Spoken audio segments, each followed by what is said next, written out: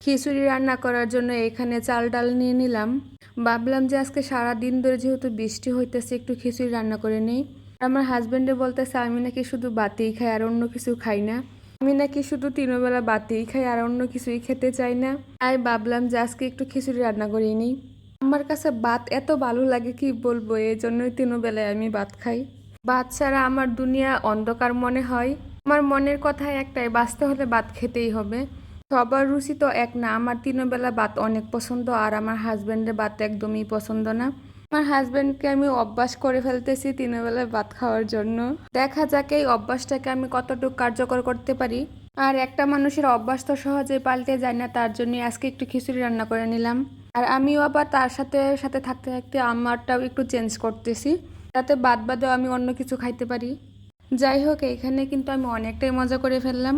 সত্য কথা বলতে আমি আমার হাজব্যান্ডের পছন্দের খাবার সবসময় রান্না করে থাকি।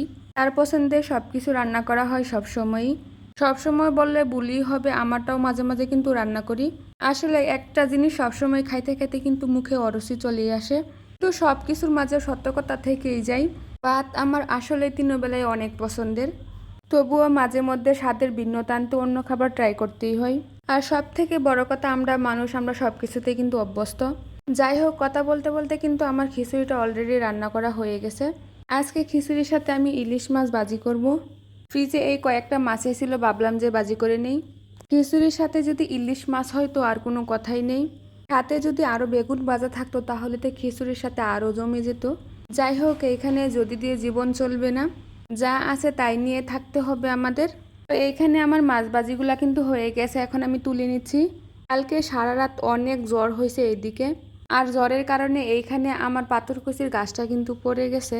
আর ভাবলাম এই গাছটা অনেকটা বড় হয়ে গেছে, যেহেতু মাটি অল্প আর এই গাছের বারটা নিতে পারছে না, তাই ভাবলাম এই পাতাগুলো তুলে নেই আমি। আজকে এই পাতাগুলা দিয়ে আমি পাকুড়া বানাবো। আর এই পাতাগুলা সবগুলা তুলে কিন্তু আমি গাছটা ফেলে দিব তুলে। গাছটা যেহেতু অনেকটা লম্বা আর অনেকগুলা পাতা ছিল, তাই হালকা বাতাসে কিন্তু পড়ে যেত। তো ভাবলাম যে এই গাছটাই ফেলে দেই। এখানে আরও ছোটো ছোটো দুটা গাছ হয়েছে।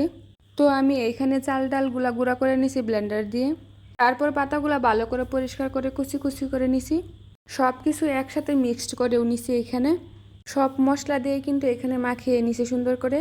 পাথরকুচি গাছটা যেহেতু ঔষধি গাছ এবং গ্যাসের জন্য খাওয়া হয়, বললাম যে এতগুলা পাতা ফেলে নিয়ে দিয়ে বড়া বানিয়ে নেই। তো যে বাবা সেই কাজ, তার জন্য এইসব আমি করে নিচ্ছি। খিচুড়ি দিয়ে খাইতে কিন্তু অনেক ভালোই হবে। এর আগে কখনোই আমার খাওয়া হয় না এইসব বড়া। বাবির কাছ থেকে শিখছি এইভাবে বড়া খাওয়া। যাই হোক, এখানে কিন্তু এই বাবিটা আর নিয়ে চলে গেছে এখান থেকে বদলি হয়ে। বাবিকে অসংখ্য ধন্যবাদ, বাবির কাছ থেকে আমি অনেক কিছুই শিখছি। কিন্তু মানুষের জীবনে এমন কিছু মানুষ আছে যে তাদের কখনোই ভোলা যায় না। তার মধ্যে এমন একটা বাবি পাইছি, ও কোনোদিন আমারে ভুলতে পারবে না, আমিও তারে কোনোদিন ভুলতে পারবো না। যাই হোক, এখানে কিন্তু আমার বড়াগুলা হয়ে গেছে। এখানে একটা প্লেট সাজিয়ে নিলাম, আর আপনারা চাইলে এইভাবে বড়া বানিয়ে খেতে পারেন, অনেক টেস্টি হয়েছে।